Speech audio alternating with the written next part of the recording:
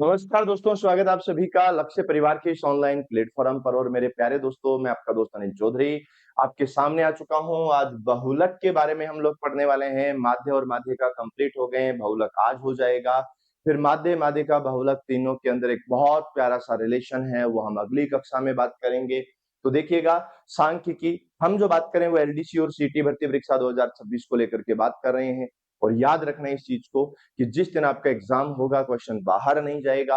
आप यहाँ से पूरी थ्योरी के साथ पढ़ सकते हैं, और पूरी थ्योरी के साथ पढ़ने के बाद आप प्रैक्टिस के लिए मेरे भाइयों ये वाली पुस्तकें हैं वो काम में ले सकते हैं। यानी लक्ष्य क्लासेज उदयपुर की बहुत प्यारी सी पुस्तक मैथमेटिक्स को लेकर के, ये हमारी गणित की प्यारी सी पुस्तक है। यहाँ से आपको थ्योरी भी मिलेगी, एमसीक्यूज में मिलेंगे, इसमें पीवाईक्यूज भी मिलेंगे।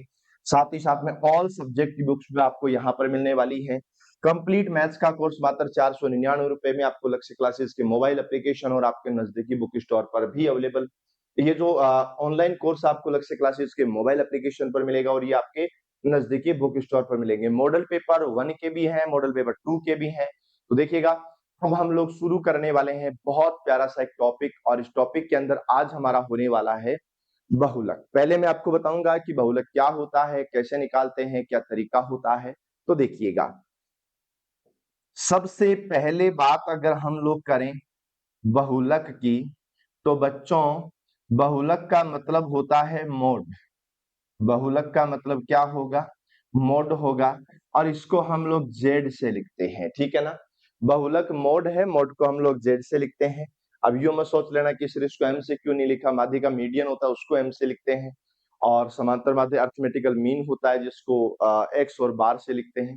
तो ये हमारा बहुलक का पोर्शन है। हम बहुलक की अगर हम बात करें ना, तो देखो, नॉर्मली हम लोग सीधी सीधी एक ही बात कह सकते हैं बहुलक के बारे में, कि जो घटना सर्वाधिक बार होती है, जो घटना सर्वाधिक बार होती है वही बहुलक है। मतलब कुछ ऐसी घटनाएं जो बार बार घटित हो रही है, उसी को हम लोग बहुलक कहते हैं। जैसे मान लीजिए, मैं एक छोटा सा एग्जांपल देता हूं कि बहुलक हम किसको कहेंगे। एक कक्षा के अंदर 5 लोग हैं। कितने लोग हैं? 5 लोग। तो एक कक्षा के अंदर 5 लोग हैं। जब हम लोगों ने उनसे पूछा कि भाई आपके कितने कितने नंबर आए, तो उन्होंने कहा कि सर मेरे 7 नंबर आए, फिर 3 नंबर वाला आया, फिर वापस 7 नंबर, फिर 5 नंबर, फिर 7 नंबर।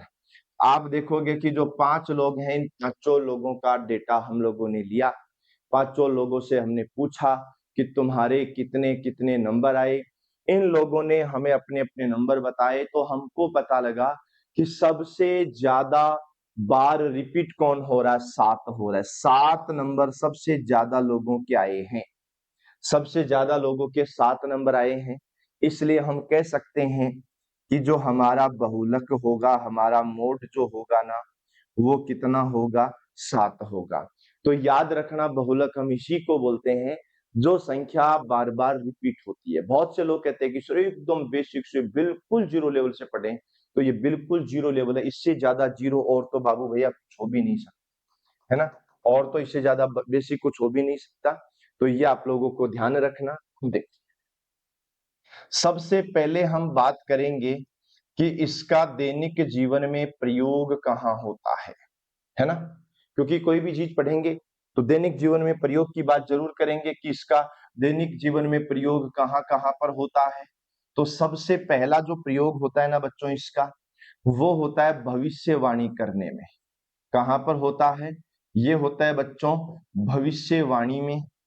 अब भविष्यवाणी करने में बच्चों, भविष्यवाणी करने में इसका प्रयोग कैसे होता है वो समझो आप एक बार। मैं हर एक चीज को साथ के साथ आपको समझाता रहूंगा, आपको टेंशन नहीं लेना है, पूरी चीजें समझनी है। इसका प्रयोग है वो भविष्यवाणी में कैसे होता है, क्या लॉजिक है इसका भविष्यवाणी से। तो मैं आपको एक छोटी सी चीज बता दूं। जैसे मान लीजिए आ, अपनी क्लास है। अब वैसे तो शाम को 6 बजे अपलोड हो ही जाती है ये क्लास, आपको शाम को 6 बजे मिल जाती होगी आपके लक्ष्य जूनियर के यूट्यूब चैनल पर। जैसे कई बार क्या होता है कि मान लो जैसे ऑफलाइन वाली क्लास है ना, मान लो मेरा समय है ऑफलाइन वाली क्लास में सुबह 10 बजे पहुंचने। कितने बजे पहुंचने का बच्चों? ऑफलाइन वाली क्लास में सुबह 10 बजे पहुंचने का मेरा समय है। मैंने पहले दिन ऑफलाइन वाली क्लास में एंट्री ली 10 बज करके 15 मिनट। तो मान लीजिए बच्चों ने सोचा होगा यार मार साहब है, टाइम लग गया होगा, हो गया होगा लेट। दूसरे दिन फिर मैं क्लास में गया, भाई साहब आज मैं गया 10 बज के 14 मिनट पर, अगले दिन में गया 10 बज के 17 मिनट पर, अगले दिन में गया 10 बज के 15 मिनट पर। अब मेरे भाइयों 4 दिन बीत चुके हैं। इन 4 दिनों के बीतने के बाद अब बहुत से लोगों ने ये डिसाइड कर लिया कि ये मास्टर है कभी टाइम पे नहीं आ सकता, इसकी रग रग में लेट आना बसा हुआ है। जब भी आप कट लगाएंगे तो खून की जगह लेट आएगा, है ना, तो खून भी लेट आएगा भाई इस आदमी का। इन लोगों ने भविष्यवाणी कर दी, इन लोगों ने भविष्यवाणी कर दी अगले दिन कि भाई आज भी 10:15 के लगभग आएगा। तो ये कहाँ यूज होता है बहुलक? ये बहुलक यूज होता है भविष्यवाणी करने में। बच्चों ये बहुलक यूज होता है पूर्वानुमान में। पूर्वानुमान, पूर्वानुमान बताने में, है ना। याद रखना पूर्वानुमान बताने में कैसे यूज होता है वो मुझे आप समझिएगा। जैसे कई बार क्या होता है कि हमारे गांव में शहरों में हर जगह यही होता है, अब गर्मी का मौसम आ गया, आंधी आएगी। आंधी आएगी तो आंधी आने के थोड़ी देर पहले लाइट चली जाएगी, आंधी का माहौल बनेगा, बादल बादल आएंगे खूब सारे, आंधी का माहौल बनते लाइट चली जाएगी। पहले दिन भी ऐसा ही हुआ, आंधी का माहौल बना लाइट चली गई। दूसरे दिन भी ऐसा ही हुआ, आंधी का माहौल बना लाइट चली गई। तीसरे दिन भी ऐसा ही हुआ, आंधी का माहौल बना लाइट चली गई। अब भाई साहब चौथे दिन जैसे आंधी का माहौल बनेगा, और जैसे आंधी का माहौल बनेगा घर में बेटा छोटा बाबू भी कह देगा अब लाइट जाने वाली है, क्यों? क्योंकि आंधी आने वाली है। तो उसने क्या लगा दिया? पूर्वानुमान लगा दिया। पूर्वानुमान किस आधार पर लगाया? जो बार बार जो घटना घटित हो रही है ना, उस घटित हो रही घटना के आधार पर इस इंसान ने पूर्वानुमान लगा दिया। बोलो बात समझ में आ गई ना? ऐसी छोटी छोटी चीजें आपको याद रखनी है ना। इसका प्रयोग होता है बच्चों कपड़ों का आकार, कपड़ों का आकार, जूतों का आकार, कपड़ों का आकार, जूतों का आकार, इन सब चीजों का अगर पता करना है तब भी हमारे यहाँ क्या यूज होता है, तो मेरे भाइयों ध्यान रखना, तब भी हमारे यहाँ बहुलक काम में आता है। कैसे आता है बहुलक काम में, मैं आपको बता देता हूँ। हमारे यहाँ जहाँ मैं रहता हूँ वहाँ नीचे एक कपड़े की दुकान है, ठीक है। कपड़े की दुकान वाले से मैंने एक दिन से बहुलक पूछने चला गया। मैंने कहा सोचा यार मैं चल के बता के आ जाऊं, पूछ के पाऊं। जैसे किताबों में लिखा होता है कपड़े का आकार, जूते का आकार पता करने के लिए या फिक्स करने के लिए बहुलक को काम में लेते हैं। मैं जाके बोला, मैंने कहा यार हमारे घर में एक छोटा बच्चा है, और छोटा जो बच्चा है ना वो 5 साल का है। कपड़े की दुकान पे जाके बोला कि छोटा बच्चा है वो 5 साल का है ना। हालांकि मेरे 5 साल का कोई बच्चा नहीं है, हमारे तो जो छोटे छोटे गुड़गुड़ थे, है ना, अभी एक एक साल के नहीं हुए। 5 साल का एक छोटा बच्चा है, उसके लिए मुझे कपड़े चाहिए, कपड़े ब्रांडेड चाहिए, और लगभग 3,000 वाला शर्ट चाहिए। उसने कहा सॉरी बॉस। मैंने कहा क्यों? 3,000 वाला छोटे बच्चों के लिए 3,000 वाला कोई खरीदता ही नहीं, कोई खरीदता नहीं है तो मैं रखता नहीं है। फिर मैंने पूछा एक बात बता, सबसे ज्यादा कपड़े कौन से बिकते हैं? तो उसने कहा एल साइज, एम साइज के बिकते हैं, एल साइज के बिकते हैं, और एक्स एल साइज के बिकते हैं, और डबल एक्स एल बहुत मतलब कुछ कम बिकते हैं, ट्रिपल एक्स एल और भी कम बिकते हैं, है ना, एस साइज और भी कम बिकती है। सबसे ज्यादा एल और एक्सएल बिकते हैं। तो सबसे ज्यादा वेराइटी आपको इसी के अंदर मिलेगी। मैंने कहा ये तुझे कैसे पता लगा? उसने कहा भाई जब डिमांड ही इन्हीं चीजों की है, ट्रिपल एक्सएल का शर्ट खरीदने कोई 10 दिन में 2 आदमी आते होंगे, पर एल और एक्सएल खरीदने का दिन में ही 50 लोग आते हैं। जो डिमांड ही इसी की है तो मैं वेराइटी यही रखूंगा ना, है। अब मुझे एक बात बताओ, जो ट्रिपल एक्सएल है अगर इसमें मैं 5-5 हजार के ब्रांडेड शर्ट ला के रख दूं, भाई 10 दिन 15 दिन में एक आदमी खरीदने आता है। तो जब एक एक आदमी इतने इतने दिनों से खरीदने आएगा तो मेरा तो मामला सेट हो जाएगा ना। इसलिए मैं ये रखता नहीं ज्यादा, क्यों? बिकता ही नहीं है जब। अरे भाई बिकता नहीं है तो मैं रखता नहीं हूं, मैं रखता नहीं हूं तो बिकता नहीं है, ये कहां से पता हुआ? ये बहुलक से ही पता हुआ। इसलिए हमने कहा कपड़ों का आकार और जूतों का आकार, जिस चीज की डिमांड होती है उसी चीज की सप्लाई होती है, ये यहीं से पता लगा है, ये ध्यान रखना है, ठीक है ना। और दूसरी चीज और याद रखेंगे, यहां से जो प्राप्त आंकड़े होते हैं ना बच्चों, यहां से जो प्राप्त आंकड़े होते हैं ये पूर्णतया आदर्श नहीं होते, पूर्णतया आदर्श, पूर्णतया आदर्श नहीं होते हैं, ये ध्यान रखना है। क्लियर है मेरी बात? ये कंप्लीट पूर्णतया आदर्श नहीं होते हैं। क्यों नहीं होते पूर्णतया आदर्श? अभी मैंने क्या बात करी कि भाई कपड़े खरीदने आ रहे हैं कभी कभी। अच्छा पहले एक बात बताई कि मैं लेट आऊंगा, तो एक बात बताओ, मैं 10:15 बजे के लगभग राउंड फिगर में मैं आता हूँ, मान लो मैं किसी दिन 10:15 बजे की जगह 9:55 पे आके क्लास में बैठ गया, सब लोग सोचेंगे 9:15 बजे आएगा, वो खुद ही लेट आ रहे हैं, तो ये मामला अलग हुआ कि नहीं हुआ? तो ऐसी जो कंडीशन होती है, जब जब कंडीशन कब होती है ऐसी कि आप एक ही एक चीज पे भरोसा करके बैठ जाते हो, कभी उसका जस्ट उल्टा भी हो जाता है। जैसे इराक वाले जो अंकल जी हैं वो सोच रहे थे कि मैं जिसके ऊपर भी हाथ डालूंगा सबको हरा ही दूंगा, उसने वेनेजुएला पे हाथ डाला, उसको हरा ही दिया है। तो उन्होंने इराक के ऊपर भी हाथ डालने की कोशिश की, भाई साहब गलती करा, उसने बहुलक ढंग से पढ़ा नहीं, उसको ये लगा था, उसने ये आइडिया लगा लिया कि मैं बार बार जिसके ऊपर अटैक करता हूँ मैं उसको हरा देता हूँ, उसने बहुलक ढंग से पढ़ा नहीं, उसने अनिल सर की क्लास देखी नहीं। अनिल सर ने बताया था कि प्राप्त आंकड़े पूर्णतः आदर्श नहीं होते, तुम हर बार जो सोचते हो वो हर बार नहीं होता है, कभी कभी उल्टा हो जाता है। अब ईरान वाले चाचा जी ने भाई साहब उनको भयंकर तरीके से मामला सेट कर रखा उनका, ठीक है ना। तो ये आंकड़े जो होते हैं ना वो पूर्णतः आदर्श नहीं होते, जैसा तुम सोच रहे हो हर बार वैसा का वैसा हो जाए ऐसा जरूरी नहीं होता है, ये आप लोगों को ध्यान रखना है, ठीक है ना। हाँ, उसके बाद में याद रखना, जो लिमिट वैल्यू होती है ना, जो शुरू से पढ़ते आ रहे हैं, चरम मूल्य, लिमिट वैल्यू का मतलब चरम मूल्य, चरम मूल्य से न्यूनतम प्रभावित होता है, न्यूनतम, न्यूनतम प्रभावित, चरम मूल्य से न्यूनतम प्रभावित होता है। इसका मतलब क्या हुआ बच्चों? जो लिमिट वैल्यू होती है, लिमिट वैल्यू का मैंने आपको पिछली कक्षाओं के अंदर बताया था, और मैंने आपको पिछली कक्षाओं के अंदर क्या बातें बताई थी तुम्हें याद तो होगी ना, ऐसा थोड़ी ना है कि तुम लोग भूल गए हो। चरम मूल्य यानी लिमिट वैल्यू का मैंने आपको ये बताया था कि जो बहुलक तुम निकाल रहे हो, जो बहुलक तुम निकाल रहे हो, उस बहुलक से एक संख्या बड़ी और एक संख्या छोटी तुम शामिल करते हो, तो इसका प्रभाव न्यूनतम रहता है। मतलब बहुत बार ऐसा होता है कि इससे कोई फर्क नहीं पड़ता, कभी कभी पड़ जाता है, माध्यिका में तो कभी नहीं पड़ता, समांतर माध्य में थोड़ा सा ज्यादा पड़ता है, औरों की तुलना में थोड़ा सा ज्यादा पड़ता है, ठीक है ना, ये ध्यान रखना है। इसके अलावा आपको जो आगे की बात याद रखनी है ना, वो ये याद रखनी है, ये एक स्थिति माप होता है, ये एक स्थिति माप होता है जो स्थिति के आधार पर तय होता है, जो स्थिति के आधार पर, जो स्थिति के आधार पर ज्ञात होता है, ये ध्यान रखना। ये एक स्थिति माप होता है जिसका तुम्हें ध्यान रखना है कि स्थिति के आधार पर ही ज्ञात होगा, इसमें और कोई चीजें होने वाली नहीं है। ये छोटी छोटी तुमको बातें याद रखनी है।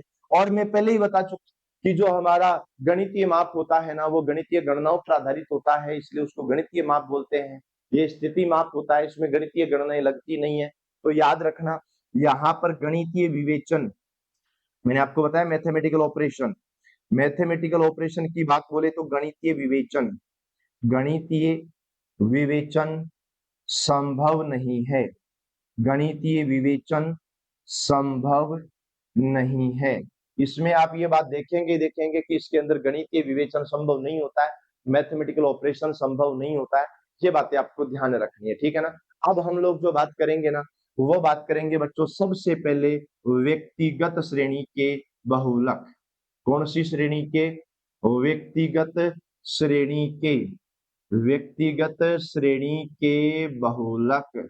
याद रखना बच्चों, ये जो व्यक्तिगत श्रेणी के बहुलक होते हैं ना, बहुत आसान है, बहुत बेसिक है।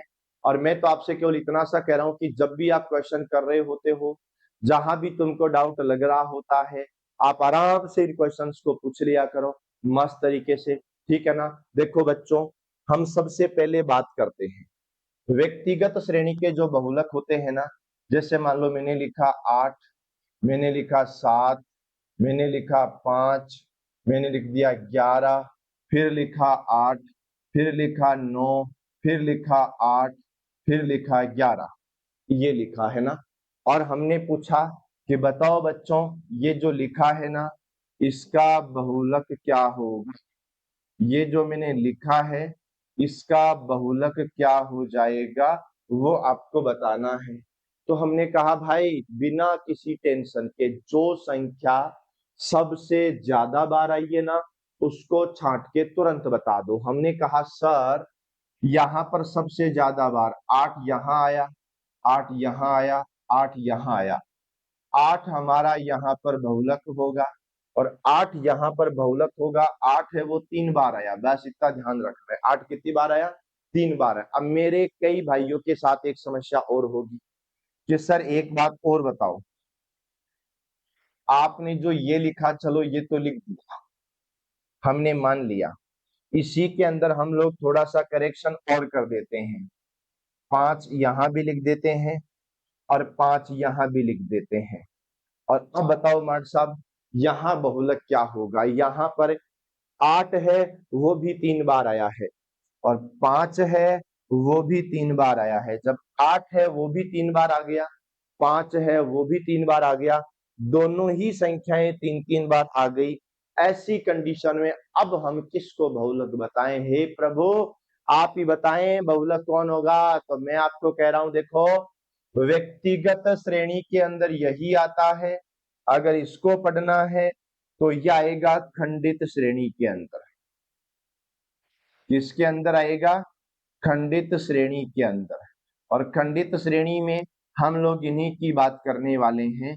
तो याद रखना व्यक्तिगत श्रेणी में बहुत बेसिक सा एक ही क्वेश्चन बनता है, आप लोगों ने पढ़ा है। अब ये जो व्यक्तिगत श्रेणी है उसके जस्ट बाद में हम खंडित श्रेणी की तरफ चलेंगे, डिस्क्रीट श्रेणी जिसको बोलते हैं। ये आ गया बच्चों हमारी खंडित श्रेणी। कौन सी श्रेणी आ गई, ये हमारी खंडित श्रेणी आ गई। खंडित श्रेणी के बहुलक आ गए। खंडित श्रेणी के बहुलक हम लोग यहाँ पर निकालने वाले हैं। अब यहाँ पर तो तुमको पता ही है ना कि जब समांतर माध्य पढ़ा, माध्यिका पढ़ा, बहुलक पढ़ रहे हैं, जहां जहां खंडित श्रेणी का नाम आता है वहां वहां एक दो नाम और आ जाते हैं बीच में। कौन कौन से नाम आ जाते हैं। पहला नाम तो यही आ जाता है कि यहाँ पर हम लोगों को बारंबारता प्राप्त होगी। यहाँ पर हम लोगों को क्या प्राप्त होगी, बारंबारता प्राप्त होगी। ये लो, यहाँ पर बारंबारता प्राप्त होगी, बस इतना सा ध्यान रखना है। बारंबारता बोले तो बच्चों इसमें एक टेबल बनेगी और टेबल के अंदर एफ का मान आएगा। तो मैं आपको सबसे पहले टेबल वाला कॉन्सेप्ट समझा देता हूं। यानी याद रखना, यहाँ पर है अंक भार, विद्यार्थियों के कितने कितने अंक आए वो अंक भार है। और यहाँ पर आएगा बच्चों विद्यार्थियों की संख्या।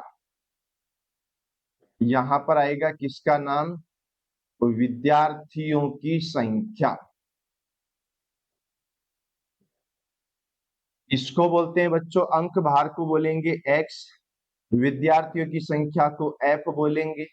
और इसी को ही हम लोग बारंबारता बोलते हैं। इसी को ही हम लोग क्या बोलते हैं बच्चों, बारंबारता बोलते हैं। ये आप लोगों को ध्यान रखना है। बड़ा प्यारा सा यहाँ पर सेंटेंस बनने वाला है, बड़ा प्यारा सा यहाँ पर माहौल बनने वाला है, जरा देखिएगा। अब यहाँ पर अगर हम लोग बात करें ना, अंक भार, एक एक नंबर वाले विद्यार्थी, दो दो नंबर वाले विद्यार्थी, तीन तीन वाले विद्यार्थी, चार चार वाले विद्यार्थी, पांच पांच वाले विद्यार्थी। भाई अपने पास तो मार्कर है हाथ में, जब अपने पास हाथ में मार्कर है तो हम तो मामला कैसे सेट कर सकते हैं, तुमको भी देखना है। एक एक नंबर वाले 13 विद्यार्थी हैं, दो दो नंबर वाले 7 विद्यार्थी हैं, तीन तीन नंबर वाले 18 विद्यार्थी हैं, चार चार नंबर वाले 16 विद्यार्थी हैं, और पांच पांच नंबर वाले 10 विद्यार्थी। अब आप मुझे एक बार देख करके बता दो कि यहाँ पर हम लोगों को जो टेबल बनाई है ना, इस टेबल में जो हम लोगों ने टेबल बनाई है ना, इस टेबल में सर्वाधिक बारंबारता, टेबल में सर्वाधिक बारंबारता सर्वाधिक बारंबारता किसकी है, ये हमें सबसे पहले पता करना है कि चलो बच्चों ये बताओ सर्वाधिक बारंबारता किसकी है। आपको चेक करना है एफ वाले बॉक्स में। देखो मैं आपको जो बता रहा हूं ना वो कहानी पूरी सुन लेना। आप लोगों को चेक करना है एफ वाले बॉक्स में, लेकिन फाइनली ला करके बताना है एक्स वाले बॉक्स में। सर्वाधिक बारंबारता, तो बच्चों बारंबारता का तो बॉक्स ही ये है। सर्वाधिक बारंबारता 18 है, पर हमने ये नहीं कहा है, हमने कहा है सर्वाधिक बारंबारता किसकी है, कितनी है नहीं पूछा बच्चों। हमने ये नहीं पूछा कितनी है, हमने ये पूछा किसकी है। कितनी है वो नहीं, किसकी है वो हम लोगों ने पूछा। तो हमने कहा सर सर्वाधिक जो बारंबारता है वो हमारे यहाँ 18 की। सर्वाधिक बारंबारता किसकी है, 18 की है। तो हमारा बहुलक कौन हो जाएगा, 3 हो जाएगा। याद रखना बारंबारता के अंदर हम चेक करते हैं, लेकिन बारंबारता में चेक करने के बाद में हम लोगों को यह भी तो बताना है सर्वाधिक बारंबारता 18 पर किसकी है। तो हमने कहा सर वो तो 3 की है, तो 3 हमारा राइट आंसर हो जाएगा। इतना सा हमको ध्यान रखना है। पर अभी अभी हमारी बात हुई थी ना कि अगर क्वेश्चन उस तरह का आ जाए, तो देखो बच्चों यहां पर मैं लिख देता हूं अंक भार।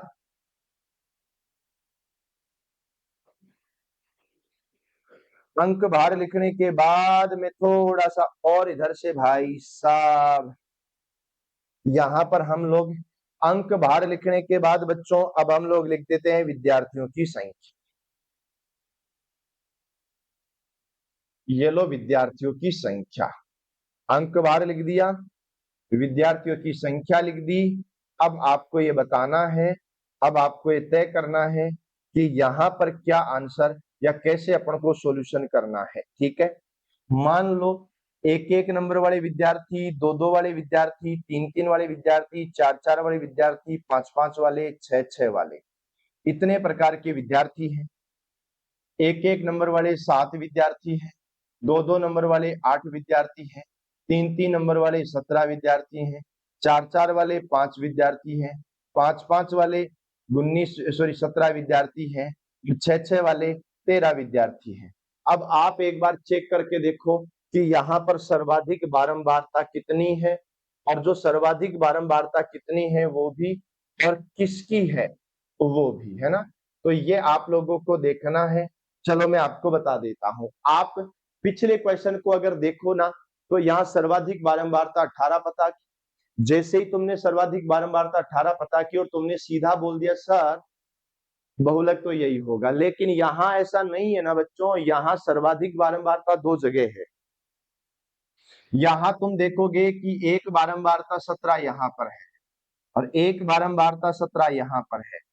ये जो 17 बारंबारता है बच्चों ये 3 की है, और ये जो 17 बारंबारता है ना बच्चों ये 5 की है। तो क्या हम बहुलक 3 बताएं, क्या हम बहुलक 5 बताएं? तो भाई हमारे सामने एक बड़ी समस्या है कि बहुलक हम 3 को बताएंगे या बहुलक हम 5 को बताएंगे। तो ऐसी कंडीशन जब भी आती है हमारे सामने, तो हम लोगों को एक काम और करना है, इनका पड़ोसी कौन है उनका जोड़कर, पड़ोसी है ना उनका भी ध्यान रखना पड़ेगा। पड़ोसी है जो पास में है उनको ऐड करो, ऐड करने के बाद क्या दिखाई देता है वो पता करो। तो जब हमने इनको ऐड किया पड़ोसियों को, तो देखो इस 17 के पड़ोसी हैं 8 और 5, 8 और 5 17 के पड़ोसी है बच्चों, टोटल 13 होता है। या आप भी जानते हो कि इनका टोटल 13 हो गया। इस 17 के पड़ोसी कौन है बच्चों, इस 17 के पड़ोसी 5 और 13 हैं। 5 और 13 बच्चों 18 होता है। आपको पड़ोसी चेक करने पड़ेंगे, और जैसे ही तुम लोग पड़ोसी चेक करोगे यहां तुमको पता लग जाएगा कि ज्यादा कौन है ना। यहां तुमको ये पता लग जाएगा कि सर्वाधिक बारंबारता कौन सी है।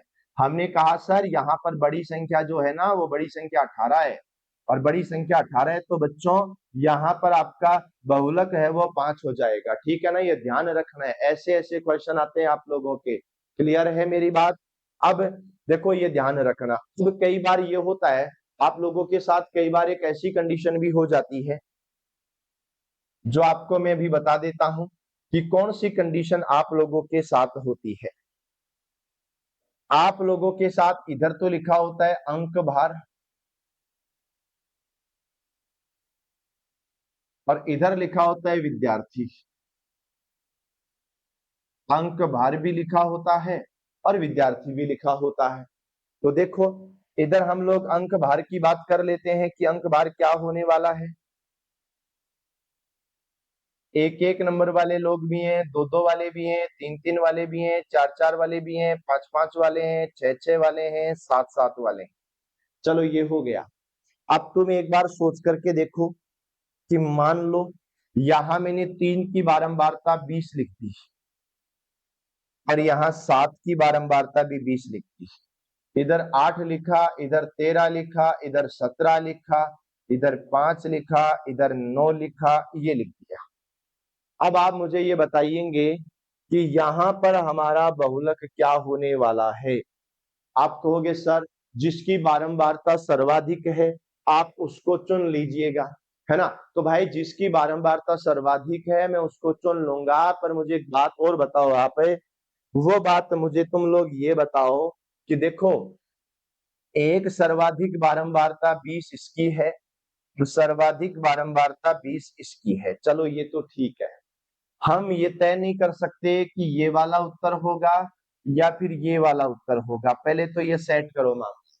तो मैंने कहा यार दोनों की बारंबारता सर्वाधिक है और दोनों की बारंबारता सर्वाधिक होने के साथ साथ समान भी है, सर्वाधिक भी है और समान भी है। अब ऐसी कंडीशन में हम क्या करें बच्चों, तो ऐसी कंडीशन में हम लोगों को एक संख्या ऊपर की और एक संख्या नीचे की कवर करनी पड़ेगी।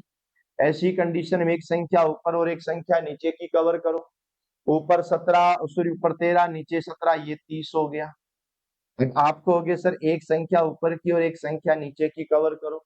अरे प्रभु नीचे तो कुछ है ही नहीं, तो एक काम करो, कुछ नहीं है ना।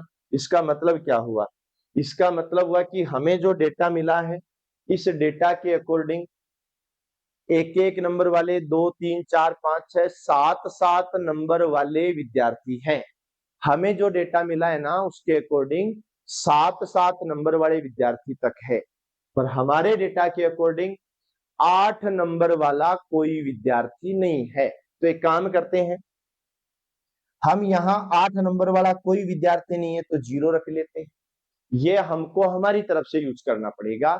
हमें बताया कि भाई 8 नंबर वाला कोई विद्यार्थी नहीं है, जब 8 नंबर वाला कोई विद्यार्थी नहीं है तो हमने 0 मान लिया। इधर आ गया बच्चों 9, ये लो। अब मुझे बताओ सर्वाधिक बारंबारता किसकी हुई, तो आपने कहा सर यहाँ टोटल योग 30 हो रहा है, ये सर्वाधिक है। तो हमने कहा सर हाईएस्ट फ्रीक्वेंसी सर्वाधिक बारंबारता 3 की होने वाली है, 3 हमारा राइट आंसर है। ऐसे करके हम लोग क्वेश्चन निकालते हैं। क्लियर है मेरे भाइयों। तो ये वाला हमारा प्यारा सा प्रश्न था। अब हमारा आता है प्यारा सा प्रश्न, हमारा कौन सा, वो आता है बच्चों सतत श्रृंखला वाला। कब आता है, सतत श्रृंखला के बहुलक, सतत श्रृंखला के बहुलक, है ना। ये देखो सतत श्रृंखला वाले बहुलक कैसे निकालते हैं, आप जरा ध्यान से सोचेंगे तो सबसे पहली कहानी तो यहाँ पर यही आ जाएगी कि इसके अंदर हम लोगों को क्या क्या मिलेगा भाई, इसके अंदर हम लोगों को बारंबारता मिलेगा और इसके अंदर हम लोगों को वर्ग अंतराल मिलेगा। हमें इसके अंदर बारंबारता मिलेगा और इसके अंदर हमें और क्या मिलेगा, वर्ग अंतराल मिलेगा। दोनों चीजें मिलेगी, बारंबारता बोले तो बच्चों f का मान मिलेगा, वर्ग अंतराल x का मान मिलेगा। हालांकि x का मान तो पहले भी मिलता था, ऐसा तो है नहीं कि पहली बार मिला, पर यहाँ x का मान डायरेक्ट नहीं आएगा, ऐसे आएगा 10 से 20, 20 से 30, 30 से 40, 40 से 50 ऐसे आएगा।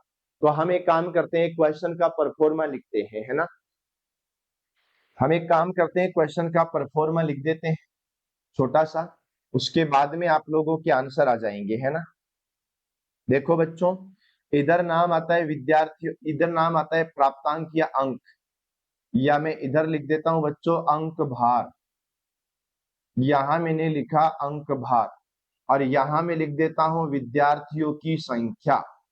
अंक भार हो गया, अंक भार के बाद में क्या आ गया, विद्यार्थियों की संख्या आ गई। अंक भार और अंक भार के बाद में विद्यार्थियों की संख्या। बेटा अंक भार में 1 नंबर वाले भी आ गए, 2 वाले भी आ गए, 3 वाले भी आ गए, 4 वाले आ गए, 5 वाले, सॉरी इसके अंदर ऐसे नहीं होगा, इसके अंदर 0 से 10 वाला होगा, 10 से 20 वाला होगा, 20 से 30 वाला होगा, 30 से 40 वाला होगा, और 40 से 50 वाला होगा, और 50 से 60 वाला होगा। ये अंक भार वाले विद्यार्थी होंगे। इतने इतने अंक वाले विद्यार्थी हैं वो यहाँ पर होने वाले हैं। चलो जी, कोई दिक्कत नहीं है, हम लोग यहाँ पर इसको शुरू कर देते हैं। क्लियर है, डन है। अब यहाँ देखो, 0 से 10 वाले 10 लोग हैं, 10 से 20 वाले 12 लोग हैं, 20 से 30 वाले 30 लोग हैं, 30 से 40 वाले 15 लोग हैं, 40 से 50 वाले 13 लोग हैं, 50 से 60 वाले 18 लोग हैं।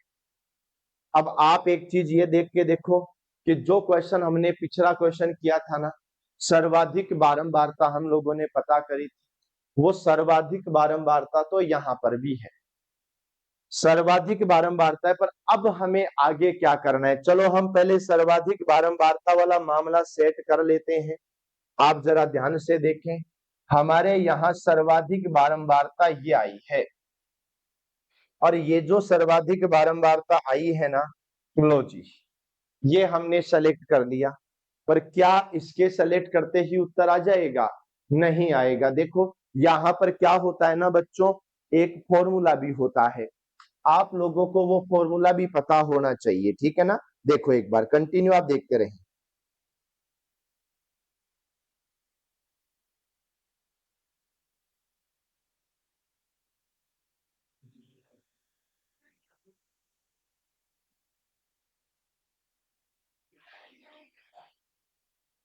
हाँ जी, तो देखो यहाँ तक तो आपने पढ़ ही लिया, ये सेलेक्ट कैसे करते हैं वो भी कर लिया। अब इसका एक फॉर्मूला होता है, वो होता है बच्चों बहुलक जेड यानी L1 plus F1 minus F0 to F1 minus F0 minus F2 और इंटू आई होता है। ये हमारा एक फॉर्मूला होता है। जैसे हम लोगों ने समांतर माध्य का भी एक फॉर्मूला पढ़ा, हम लोगों ने माध्यिका का भी एक फॉर्मूला पढ़ा, और ये हमारे बहुलक का फॉर्मूला है। आप एक ही क्वेश्चन में सब कुछ समझ जाएंगे, और इन क्वेश्चंस के कोई अपवाद नहीं होते हैं कि आप कभी सोचो कि सर अपवाद में क्या हो जाएगा। देखो मैं पहले बता देता हूं, याद रखना, ये जो 20 आपको दिख रहा है ना, ये हमारे लिए लोअर लिमिट है, ये हमारे लिए लोअर लिमिट हो जाएगी। ये हमारे लिए F0 का मान हो जाएगा, ये हमारे लिए F1 का मान हो जाएगा, और ये हमारे लिए F2 का मान हो जाएगा। और इसके अलावा साथ साथ एक चीज और देखो, इन दोनों का जो डिफरेंस होता है ना, अंतर होता है ना,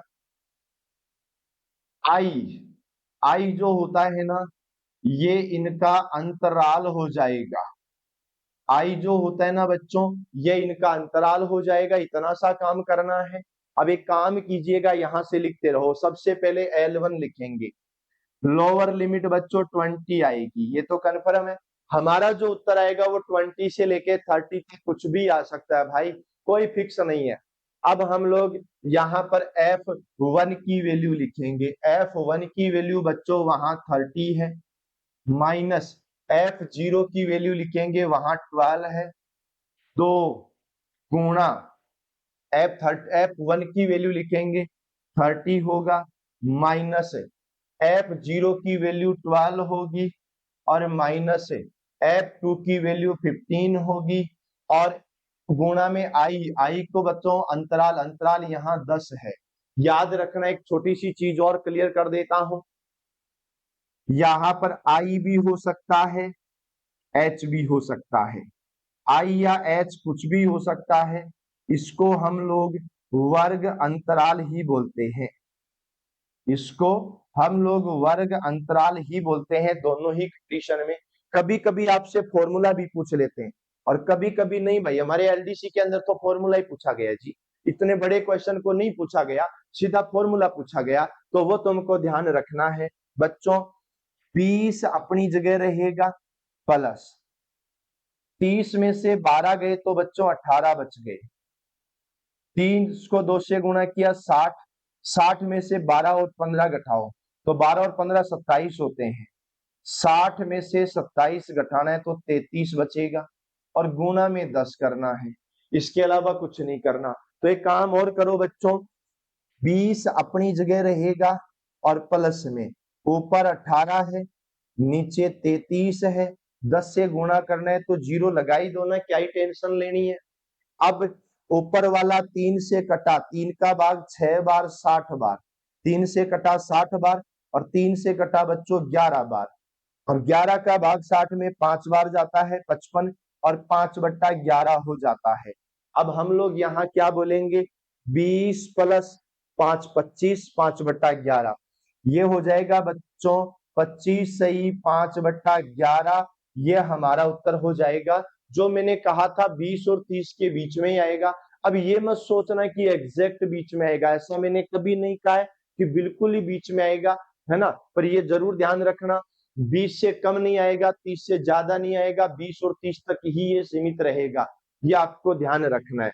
हम लोगों ने क्या क्या पढ़ लिया है बच्चों, हम लोगों ने समांतर माध्य पढ़ लिया है, हम लोगों ने समांतर माध्य पढ़ लिया है, हम लोगों ने बच्चों माध्यिका पढ़ ली है, और माध्यिका पढ़ा है ना तो इसको एम बोलते हैं। और हम लोगों ने बच्चों बहुलक पढ़ लिया है, माध्यिका पढ़ लिया है, माध्य पढ़ लिया है और बहुलक पढ़ लिया है। माध्य, माध्यिका, बहुलक हम लोगों ने तीनों चीजें कवर कर ली है, कोई दिक्कत नहीं है। अब हमने इसके क्या क्या फॉर्मूले देखे, आपको पता है समांतर माध्य का क्या फॉर्मूला था, x bar equal to sigma f x upon n, बस इतना ही फॉर्मूला था। ये फॉर्मूले तुमको याद होने चाहिए क्योंकि परीक्षा में सीधे सीधे फॉर्मूले पूछते हैं। माध्यिका का फॉर्मूला क्या बोला था, एम बराबर L1 प्लस एन बट्टा 2 माइनस सी अपॉन एफ इंटू आई, ये लो, यही तो पढ़ा था ना हमने।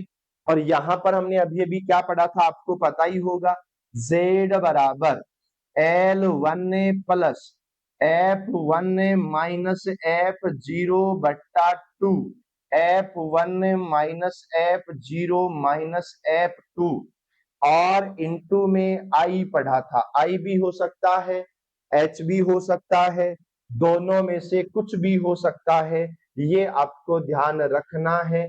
बोलो क्लियर है क्या, ये छोटी छोटी चीजें ही आपको कवर करनी थी। तो हम लोगों ने माध्य पढ़ा, माध्यिका पढ़ा, बहुलक पढ़ा, और मैं आपको एक छोटी सी चीज और कवर करवा देता हूं, मेरी बात को समझेंगे। हम लोगों से कई बार प्रश्न पूछ लिया जाता है कि बताओ बच्चों समांतर माध्य की तुलना कर लो और माध्यिका की तुलना कर लो, समांतर माध्य, माध्यिका और बहुलक की तुलना कर लो। अब तीनों की जब आप तुलना करोगे तो क्या क्या होगा बच्चों, समांतर माध्य वो चीज है जो हमारे यहाँ औसत ज्ञात करने के लिए होती है। क्या होती है, औसत ज्ञात करना होता है। माध्यिका की अगर हम लोग बात करें ना तो बच्चों ये मध्यमान होता है। माध्यिका क्या होता है हमारा, माध्यिका हमारा मध्यमान होता है। पर मध्यमान किसके आधार पर होता है बच्चों, मध्यमान होता है स्थिति के आधार पर। किसके आधार पर होगा, स्थिति के आधार पर होगा। और ये भी मध्यमान होगा, मानते हैं ये भी मध्यमान होगा, पर ये मध्यमान किसके आधार पर होगा, ये मध्यमान होगा गणित की गणना के आधार पर। ये मध्यमान तो होगा पर किसके आधार पर होगा, गणित की गणना के आधार पर। ये बहुलक होता है जो घटना सर्वाधिक बार होती है, जो घटना सर्वाधिक बार होती है ये आप लोगों को ध्यान रखना है। इसके अंदर तो आपको सीधा औसत निकालना था, इसके अंदर आपको क्या करना था, या तो आंकड़ों को आरोही क्रम में लगाना है या आंकड़ों को अवरोही क्रम में। आरोही क्रम में या अवरोही क्रम में लगा दिया जाए, बाद में जो बीच में आएगा ना वो हमारी माध्यिका हो जाएगी। और बहुलक में हम लोगों ने क्या किया था, जो संख्या बार बार रिपीट हो रही है वो हमारा बहुलक होती थी। ऐसा ही तो हमने पढ़ा था ना, ये आपको ध्यान रखना है। देखो और चीज मैं आपको बता देता हूँ, पूरी प्रैक्टिस आपको इस किताब के अकॉर्डिंग करनी है। केवल यही किताब नहीं, और भी बहुत सी किताबें हैं। कंप्लीट नोट सेट है, मात्र 799 में मिल जाएगा। मैथ्स का कोर्स मात्र 499 में लक्ष्य क्लासेस के मोबाइल एप्लीकेशन पर। और ये मॉडल पेपर है। मॉडल पेपर यहाँ प्रथम प्रश्न पत्र बताया, लेकिन मेरे भाइयों पेपर 1 का भी मिलेगा और पेपर 2 का भी मिलेगा। प्रथम और द्वितीय दोनों प्रश्न पत्रों के मॉडल पेपर आपको मिल जाएंगे, ये आप लोगों को ध्यान रखना है। बाकी बातें हम लोग अगले में करेंगे, अगले सेशन में आएगा। माध्य, माध्यिका और बहुलक तीनों के अंदर संबंध है वो आएगा।